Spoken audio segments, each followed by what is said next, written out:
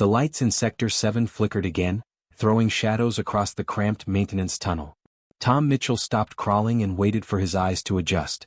63 years old, with a knee that clicked every time he moved and a back that reminded him of every stupid decision he'd ever made. Still, here he was, pulling himself through tunnels that hadn't seen an upgrade since the station first opened its doors 40 years ago. Tom wiped the sweat from his forehead and checked his scanner again. Another 12 meters to the cargo bay. His tool belt scraped against the metal walls as he dragged himself forward, the sound echoing in the tight space. Most of the younger crew refused to do this work anymore. Too dirty, too cramped, too beneath them now that they had fancy degrees and certifications. But Tom didn't mind. Someone had to keep Station Kepler running, and that someone had been him for the past 20 years. The tunnel opened into a service shaft and Tom grabbed the ladder, his joints protesting as he climbed down. His scanner kept beeping. Heat signature in Cargo Bay 7. The bay was supposed to be empty, cleared out 3 days ago after some smuggling bust went sideways. Probably just a busted coolant line leaking somewhere. He'd seen it 100 times before. Tom reached the cargo bay door and punched in his override code. The door hissed open, revealing rows of abandoned shipping containers stacked in the dim emergency lighting. The air smelled stale, like nobody had been down here in weeks. His scanner pointed him toward the far corner, past containers marked with faded shipping labels from worlds he'd never heard of. What he found made him freeze mid-step. 2 small creatures huddled together in the corner of an open container, barely visible in the shadows. Their scales, which should have been bright and colorful, had dulled to an ashy gray. Tom had seen enough news broadcasts and propaganda vids to recognize what they were instantly. Draken cubs. Real, actual dragon children from the Empire. And they were dying. Oh hell, Tom muttered, his mind racing. This was bad. This was really, really bad. The Draken Empire didn't negotiate, didn't compromise, and definitely didn't forgive anyone who messed with their kids. But looking at these 2 tiny creatures shivering and whimpering in the cold, Tom couldn't think about politics. He pulled himself into the container, moving slowly. The cubs flinched away from him, pressing against the wall. They were barely the size of house cats, their wings folded tight against their bodies. One of them was shaking hard, its breathing shallow and rapid. The other one was worse. It wasn't moving much at all, just lying there with its eyes half closed. Tom's old training kicked in before his brain caught up. 20 years as an army medic had taught him to see a patient first and ask questions later. He stripped off his jacket and wrapped it carefully around the weaker cub, the one that was barely breathing. The little creature didn't even resist, just made a soft sound that broke Tom's heart. "Easy now," he said softly, keeping his voice low and calm. "I got you, little one. You're gonna be okay." The jacket was still warm from his body heat, and the cub instinctively curled into it. Tom pulled out his lunch from his bag, a turkey sandwich and a bottle of water. Not exactly proper dragon food, but it was something. He tore the sandwich into tiny pieces, his rough hands surprisingly gentle. "Come on, you need to eat," he coaxed, holding out a small piece. The slightly stronger cub sniffed at it, then took it with trembling claws. Its sibling didn't move, so Tom carefully dipped his fingers in the water and let a few drops touch its mouth. After a moment, the cub's tongue moved weakly, licking at the moisture. Tom activated his comm unit, not taking his eyes off the cubs. "Station Control, this is Mitchell. I got a situation in Cargo Bay 7. Need medical support down here right away." The response came back after a long pause and the voice sounded annoyed. "Mitchell, we've been through this. Whatever maintenance issue you found, handle it yourself. We're running with a skeleton crew today. Everyone's dealing with that diplomatic convoy in Docking Bay 3. Tom looked at the 2 dying cubs, at their dull scales and shallow breathing. He looked at the empty container, at the signs of a rushed abandonment. Someone had left these children here to die. Maybe the smugglers got spooked. Maybe they panicked when they realized what they'd stolen. It didn't matter now. "Yeah, copy that," Tom said quietly, switching off the comm. He made his decision in that moment.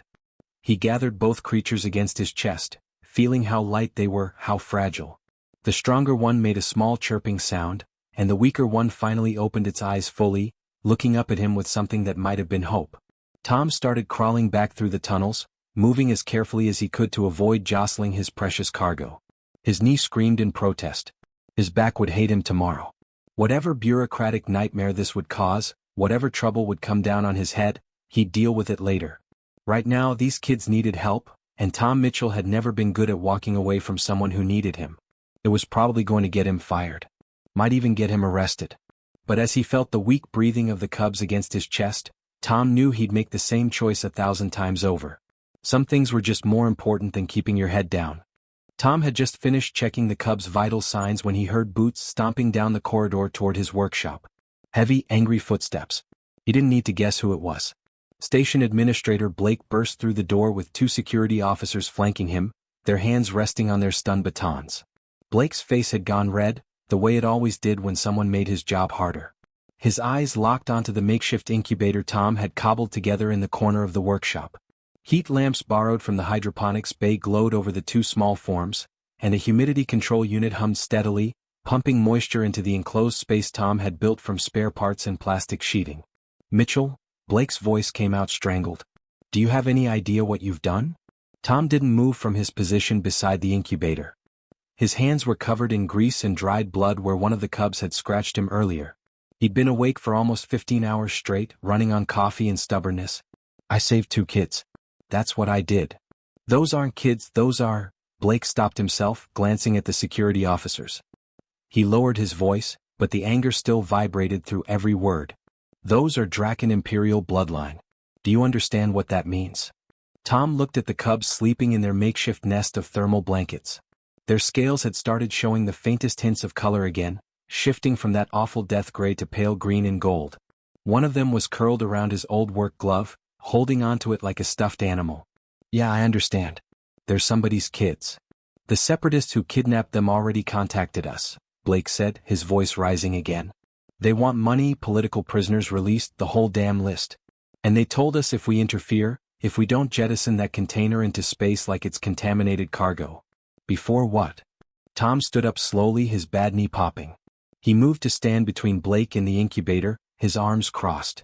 "Before these babies die? Because that's what you're suggesting. You want me to toss them out an airlock? That's not happening." "You stubborn old fool." Blake took a step forward and the security officers shifted nervously. "The Draken fleet is 6 hours out." 6 hours? If they find those cubs here, if they think for 1 second we had anything to do with this kidnapping, they'll destroy this station. Every person on board. 3,000 lives, Mitchell. Are 2 alien creatures worth 3,000 human lives? Tom didn't blink. "Then we've got 6 hours to stabilize them enough for safe transport. Better get moving." Blake's mouth opened and closed. "What?" "You heard me. 6 hours. That's plenty of time if we work smart." Tom pointed at the incubator. "Their core temperature is still too low. Their breathing is shallow. One of them has a lung infection from being in that freezing container. You move them now, they die. You throw them in space, they die. Either way, you're explaining to an emperor why his family ended up as corpses on your watch." "His family?" Blake's face went from red to pale in an instant. "What are you talking about?" Tom reached for his datapad and pulled up the genetic analysis he'd run 3 hours ago. His hands in the station's database weren't supposed to access military-grade DNA records, but Tom had learned a long time ago that security protocols were more like suggestions if you knew where to look. Ran the DNA markers through the Imperial Registry. These aren't just any cubs. These are Crown Prince Thorax's children. The Emperor's grandchildren. The silence in the workshop was absolute. One of the security officers actually took a step backward. Blake stared at the screen, his face going through several shades of pale. "Oh God. Oh God, we're all dead." "Not if you listen to me," Tom said firmly. "Here's what's going to happen. You're going to get me proper medical supplies. Real trauma meds, not the basic first aid junk we keep in stock. You're going to find me someone who knows xenobiology, even if it's just a veterinarian. And you're going to keep everyone else out of my way while I work." Blake looked at the cubs, then at Tom, then back at the cubs. "You're insane. You know that." One of the cubs made a weak chirping sound, like a bird calling for its mother. Tom immediately turned back to check its temperature, adjusting the heat lamp angle. The little one had kicked off its blanket again. He tucked it back in gently and the cub's tiny claws wrapped around his finger. "Maybe," Tom said quietly, "but I'm the insane guy who's keeping them alive. So either help me or get out." Blake stood there for another long moment, then cursed under his breath. "Fine. Fine. But when the Emperor shows up and incinerates us all, I'm telling him this was your idea." He turned to leave, then stopped at the door. "And Mitchell? If those things die anyway, I'm throwing you out the airlock myself." Tom didn't respond. He just kept working, checking vitals, adjusting temperatures, monitoring breathing patterns. Behind him, he heard Blake leave, still cursing. The hours blurred together. Tom's assistant, Danny, brought him the medical supplies without asking questions. The station veterinarian, Dr. Hayes, stopped by and gave him advice on treating non-human respiratory systems. Tom worked through it all, his hands steady despite his exhaustion. He'd been working for 14 straight hours when the station shuddered. It wasn't a normal vibration. This was the deep, bone-rattling sensation of massive ships dropping out of hyperspace too close to the station. Tom's coffee mug fell off the workbench and shattered. Through the viewport above his workshop, space itself seemed to tear open. One warship emerged. Then another. Then 10 more. Massive vessels, each one the size of a city block, their hulls gleaming like polished scales in the starlight. The Draken Imperial fleet had arrived, and they'd brought enough firepower to turn the station into dust. Tom's comm unit crackled to life. Blake's voice came through, high-pitched with panic. "Mitchell, they're here. The Emperor himself is aboard the flagship. They're demanding we hand over the cubs immediately." Tom looked at the cubs in their incubator. Their scales were brighter now, showing real color. Their breathing had steadied over the past few hours. But they were still weak, still fragile. Moving them too soon could undo everything he'd accomplished. "Tell him we need 4 more hours." "Are you insane?" Blake practically screamed through the comm. "You tell him yourself." "I'm not." The comm cut off with a burst of static. Then Tom's workshop door didn't just open. It exploded inward, torn off its hinges by a force that sent tools and equipment flying across the room. Tom spun around, instinctively putting himself between the incubator and whatever was coming through that door. Emperor Kaldros filled the doorway. 12 feet of armored scales, muscle and ancient power. His eyes glowed like hot coals, and the temperature in the workshop dropped 20 degrees as he entered. 6 Imperial guards flanked him, their weapons charged and humming with lethal energy. The barrels were pointed directly at Tom's chest. Tom raised his hands slowly but didn't move away from the incubator. His heart hammered against his ribs, but his voice came out steady. "Your Majesty, I can explain." Tom stood frozen, hands still raised as Emperor Kaldros stepped into the workshop. The Imperial guards fanned out, their weapons tracking every movement. But the Emperor's eyes weren't on Tom. They were locked on the makeshift incubator glowing softly in the corner. For a moment, nobody moved. Then Kaldros pushed past Tom and Tom braced himself for the worst. But the Emperor's movement was careful, almost gentle. He approached the incubator like someone approaching a grave, his massive clawed hands trembling slightly. Tom watched as the Emperor knelt beside the plastic sheeting and heat lamps.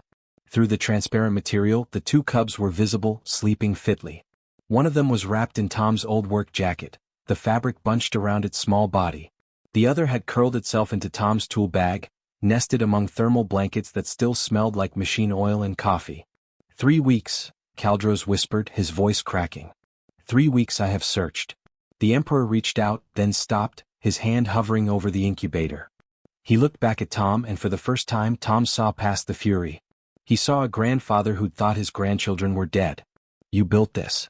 Kaldros gestured at the crude life support system with its mismatched parts and jerry-rigged connections. Tom lowered his hands slowly. "With what I had on hand. It's not fancy but it works. They're breathing steady now. Temperature's stable. I've been monitoring them every 30 minutes. The Emperor stared at the setup. Heat lamps from the station's greenhouse, a humidity control unit torn from an environmental processor, medical monitors Tom had borrowed without asking from the infirmary. Wires and tubes ran everywhere, held together with electrical tape and hope. "They were dying when I found them," Tom added quietly. "This was the best I could do." Before Kaldros could respond, more Drakens entered the workshop. These ones wore white medical robes with golden insignias. The lead physician, an older female with silver-tipped scales, immediately began pulling out scanning equipment that looked more advanced than anything Tom had ever seen. She ran a scanner over the cubs, her expression growing more concerned with each reading. "Your Majesty, we need to move them to the medical bay immediately. Their vital signs are weak, their immune systems are compromised. We have full surgical facilities on the flagship." "No." Tom stepped forward, and every weapon in the room instantly pointed at him again. He ignored them. "You can't move them yet. Their stress hormones are still too high. You move them now, they'll crash." The physician turned to him, her eyes narrowing. "Human, I have 3 centuries of medical experience. I have treated thousands of Draken younglings. You are a maintenance worker with spare parts and stolen equipment. And I've had eyes on these kids for 18 straight hours." Tom pointed at the monitor showing the cubs' vital readings. "See that scale pattern on the smaller one? That flickering between gray and green? That's not normal coloration. That's pain response. Their bodies are barely holding on. You stress them more with transport, with new environments, with surgical procedures, you'll spike their adrenaline levels. They're too weak to handle that kind of shock right now. The physician looked ready to argue, her scales bristling with indignation. But Emperor Kaldros raised one clawed hand, and everyone fell silent. What do you suggest, human? Tom met the Emperor's eyes. This was it. The moment where he either saved these kids or got everyone killed. We bring your equipment here. We work slowly. We let them wake up naturally and adjust to medical intervention gradually. I know it's slower than you want. I know you want to get them somewhere safe. But rushing this will kill them. You dare lecture Imperial physicians, the doctor started. He's right. A younger Draken physician stepped forward, reviewing his own scanner readings. Look at their cortisol levels. Any significant stress could trigger cardiac failure. The humans' methods are primitive, but they've kept the younglings stable. We should build on what's working, not disrupt it. The lead physician looked like she'd swallowed something sour, but she checked her readings again. Her expression softened. The human is not entirely incorrect. Emperor Kaldros studied Tom for a long moment. The workshop was silent except for the hum of the incubator and the beeping of medical equipment. Finally, to everyone's shock, the Emperor nodded. Do as the human suggests. Bring everything here. We work at the youngling's pace, not ours. What followed was something Tom never expected to see in his lifetime. Imperial physicians, the finest medical minds in the Draken Empire, set up their equipment around his crude incubator. They ran lines for advanced force systems next to Tom's repurposed hydration tubes. They positioned molecular scanners beside his basic thermometers. And Tom worked right alongside them. He showed them the patterns he'd noticed over the past 18 hours. How the cubs' scales shifted from gray to pale green when their body temperature normalized. How the smaller one made a specific chirping sound when it was in pain versus when it was hungry. How the larger one's breathing changed rhythm right before it woke up. The physicians listened. They took notes. They adjusted their treatment based on Tom's observations. Hours crawled by. The Emperor never left. He stood in the corner of the workshop, watching everything, his massive form absolutely still. The Imperial guards remained at attention, though their weapons were finally lowered. Tom's exhaustion was catching up to him. His hands shook as he adjusted in 4-line. He'd been awake for more than 24 hours now, running on nothing but coffee and adrenaline. Why? Emperor Kaldros's voice cut through the quiet medical work. Everyone looked up. The Emperor was staring at Tom. Why risk everything for younglings not your own? Not your species. Not your concern. Tom finished adjusting the heat lamp before answering. His voice came out rough, tired. I had grandkids once. 2 of them. Station accident 10 years back. Faulty life support system in the residential sector. He paused, the old pain still sharp. I was the maintenance chief then. It was my job to keep those systems running. I missed something. Some worn-out valve I should have replaced months earlier. It failed. They died. The workshop was absolutely silent. I couldn't save them, Tom continued quietly. But I could save these 2. Seemed like the thing to do. The Emperor said nothing for a long time. When dawn broke over Station Kepler, orange light streaming through the viewports, the lead physician ran her scanner one final time. Their vitals have stabilized. Immune response is strengthening. They're ready for transport to proper medical facilities. Tom watched as the cubs began to stir, their scales now glowing vibrant green and gold. Healthy colors. Living colors. They will live, the physician confirmed. Tom nodded, his legs barely holding him up. Good. That's good. He started gathering his scattered tools, ready to finally get some sleep. But Emperor Kaldros moved to block his path, his massive form casting a shadow across the workshop. The Empire does not forget debts, Tom Mitchell. Tom spent the next day sleeping like the dead. He crashed in his small quarters and didn't wake up for 16 hours straight. When he finally dragged himself out of bed, his body felt like it had been run over by a cargo hauler. Every muscle ached, his knee was swollen, and his hands were covered in small cuts and burns he didn't remember getting. He reported back to work the following morning, expecting someone to say something. Anything. But his supervisor just handed him a new work order and looked away quickly. The other maintenance crew members gave him strange looks in the break room but didn't ask questions.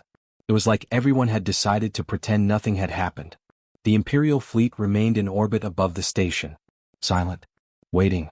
Tom could see the massive warships through the viewports as he worked, their hulls catching the light from the nearby star. They hadn't left, but they hadn't done anything either. Just hung there in space like a promise or a threat. Tom tried not to think about it. He went back to fixing broken circuit panels and replacing worn-out power couplings. Normal work. Routine work. The kind of work that didn't involve dying alien children or emperors who could vaporize the station with a thought. 3 days passed like that. Then Tom's comm unit buzzed during his lunch break. An official message. Formal. The kind that came with fancy borders and imperial seals. He was summoned to the main hangar bay. Immediately. Tom stared at the message for a full minute, his sandwich forgotten. What now? Had he done something wrong? Were they finally going to arrest him for all those equipment requisitions he'd never properly logged? Or maybe the Emperor had changed his mind about the whole debt thing. He showed up at the hangar bay still wearing his work coveralls. They were stained with electrical solder and machine oil, and he smelled like he'd been crawling through maintenance tunnels all morning. Because he had been. He hadn't thought to change. The message said immediately, so he went immediately. The hangar bay doors opened and Tom stopped dead. The entire space was packed with Draken warriors. Hundreds of them, maybe thousands, all wearing full ceremonial armor that gleamed like precious metals. Their scales caught the light, creating a sea of color that hurt to look at directly. They stood in perfect formation, absolutely silent, their eyes forward. Every observation window above the hangar was crowded with station personnel. Tom spotted his supervisor, Administrator Blake, even some of the security officers who tried to stop him days ago. Everyone was there, pressed against the glass. Hovering drones floated throughout the space, their cameras active and transmitting. Tom recognized the logos on them, Galactic News Networks. This was being broadcast. What? Across known space. Oh no, Tom muttered. What's all this? At the center of it all stood Emperor Kaldros, his massive form impossible to miss. And beside him, bouncing with energy, were the two cups. They looked completely different from the dying creatures Tom had found in that cargo container. Their scales were brilliant now, glowing with vibrant greens and golds. They were playing with each other, tackling and tumbling like normal, healthy children. Tom Mitchell of Earth, the Emperor's voice boomed through the hangar, amplified by speakers. Approach. Every eye turned to Tom. Thousands of Draken warriors. Hundreds of station personnel. Millions of viewers across the galaxy. All watching him. Tom's legs felt like rubber, but he started walking forward. His work boots echoed on the metal floor. He was very aware of the grease stains on his coveralls, the tool belt still hanging from his waist, the smell of solder that clung to him. This was not how you were supposed to appear before an emperor. The cubs spotted him before he was halfway there. They made excited chirping sounds and started running toward him, their small wings flapping uselessly. Tom couldn't help it. He smiled and knelt down to let them reach him. They crashed into him, climbing over each other to get closer, their small claws gentle on his arms. "Hey there, little ones," he said softly, scratching behind their ear ridges the way they'd liked before. "You're looking good. Real good." "Tom Mitchell," the Emperor said, and Tom looked up. Kaldros was watching him with an expression Tom couldn't quite read. "You are a maintenance worker. No wealth. No status. No weapons. No army. Yet when you found Imperial bloodline dying in darkness, you did not hesitate." Tom stood slowly, the cubs still clinging to his legs. "Your Majesty, I just..." "You risked your career," Kaldros continued, his voice carrying to every corner of the hangar. "Your safety. Your life. For children not your own. Not your species. Not your concern. You asked nothing. Expected nothing. You simply saw lives that needed saving and you saved them." Tom shifted uncomfortably, very aware of all the cameras on him. "I just did what anyone would do." "No." The Emperor's voice softened, became almost gentle. "You did what many speak of but few achieve. You saw suffering and you could not walk away. This is strength. This is honor. This is what we claim to value, yet you, a human with no training in our ways, showed us what it truly means." Then Emperor Kaldros did something that made the entire galaxy hold its breath. He knelt. The ruler of 600 worlds, conqueror of the Andromeda sector, commander of the most powerful military force in known space, knelt before a human electrician in dirty work coveralls. The silence that followed was absolute. Not a breath. Not a movement. Thousands of Draken warriors stood frozen in shock. Every station worker pressed against the observation windows with their mouths open. The news drones hovered motionless, their cameras capturing a moment that would be replayed across the galaxy for generations. Tom stared down at the Emperor, his mind completely blank. This wasn't possible. This didn't happen. Emperors didn't kneel. Not for anyone. Not for anything. Your Majesty, Tom whispered, you don't need to. I do, Kaldros said, his voice carrying despite being low. My bloodline exists because you decided 2 small lives mattered more than convenience. More than safety. More than rules. The Empire owes you a debt that can never be fully repaid. The ceremony concluded with formal words Tom barely remembered later. The Emperor stood, placed some kind of crystal medallion around Tom's neck, and said things about honor and debt. Tom just wanted to go back to his quarters and sleep for a week. But life didn't return to normal. It couldn't. Within a week, the Draken Empire declared Station Kepler a protected site. Not just protected, honored. Ships from across the Empire started arriving with supplies and funding. Suddenly, the station that had been limping along on a shoestring budget for 20 years had more money than it knew what to do with. Tom's workshop got a complete overhaul. One morning he showed up for work and found construction crews tearing out walls to expand the space. New equipment arrived daily, diagnostic tools that cost more than Tom made in a year, fabrication machines that could print custom parts in minutes, medical supplies that could handle any emergency. I don't need all this, Tom told Administrator Blake, staring at the pile of shipping containers. Blake just laughed. It wasn't his usual bitter laugh. This one sounded almost hysterical.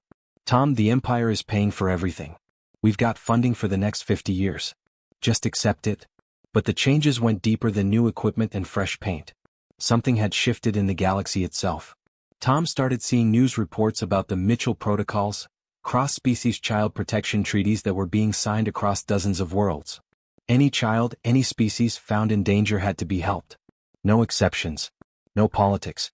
The protocols were named after him, and Tom didn't know whether to feel proud or embarrassed. Then the recruitment offers started coming. Human engineers were suddenly in demand everywhere. Not because human technology was special, half the species out there had better tools than Earth did. No, they wanted humans because of what Tom had represented. When things broke, humans fixed them. When someone needed help, humans showed up. That was the reputation now. Tom's comm unit buzzed constantly with job offers. Triple his salary to work on a mining colony. 5 times his salary to maintain systems on a luxury station.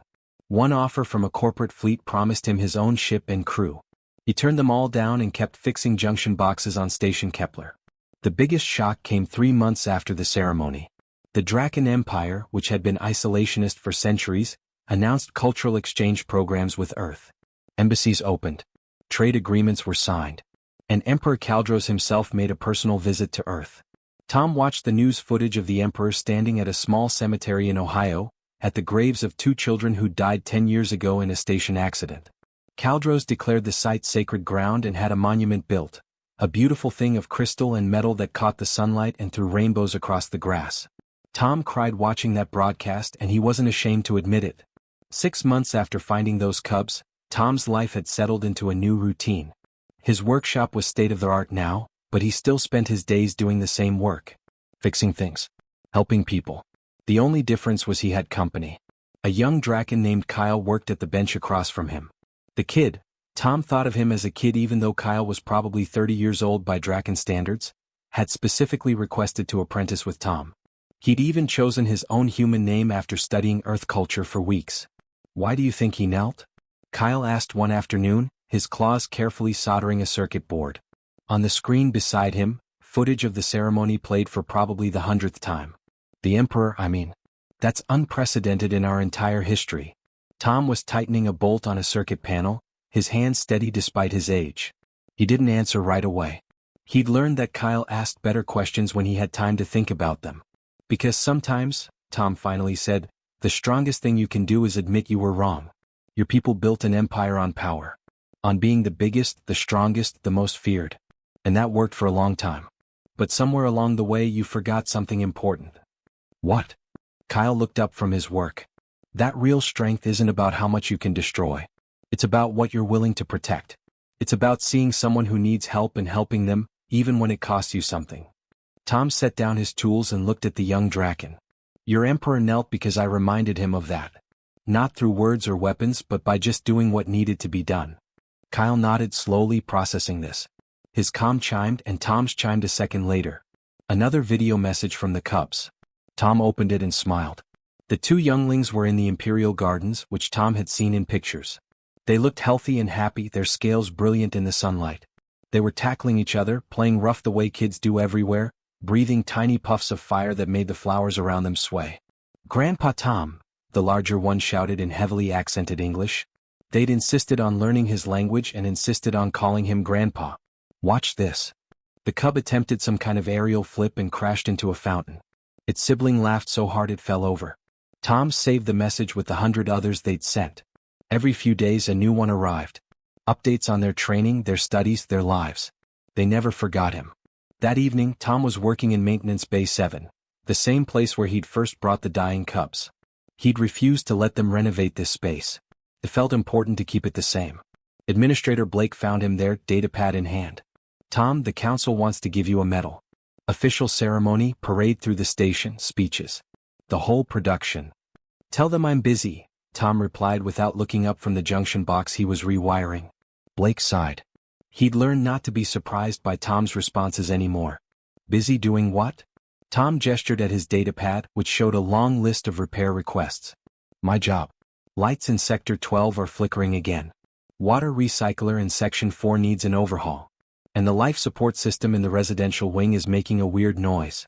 Mrs. Peterson in Unit 47 says it keeps her up at night." Blake stared at him for a long moment. "You saved an emperor's grandchildren. You changed galactic politics. You've got job offers that would make you rich. And you want to fix flickering lights for Mrs. Peterson?" Tom set down his tools and met Blake's eyes. "Those cubs needed saving because I happened to be there at the right time. Mrs. Peterson needs working life support because she lives here. The folks in Sector 12 need lights because they're trying to do their jobs. It's all the same thing, Blake. It's all just taking care of people." "But I'm a maintenance worker," Tom said simply. "I fix things. That's what I've always done, and that's what I'm going to keep doing. The galaxy can have its ceremonies and politics. I've got work to do." Blake shook his head slowly, but he was smiling. "You're either the wisest man I've ever met or the craziest." "Probably both," Tom admitted, picking up his tools again. Blake left and Tom went back to work. Through the viewport, he could see the stars and the distant shapes of ships coming and going. The galaxy had changed. Maybe he'd had something to do with that. But right now Mrs. Peterson needed her life support fixed, and that mattered just as much. Because that's what humans did. They showed up. They helped. They fixed what was broken. And sometimes that was enough to change everything. Retry.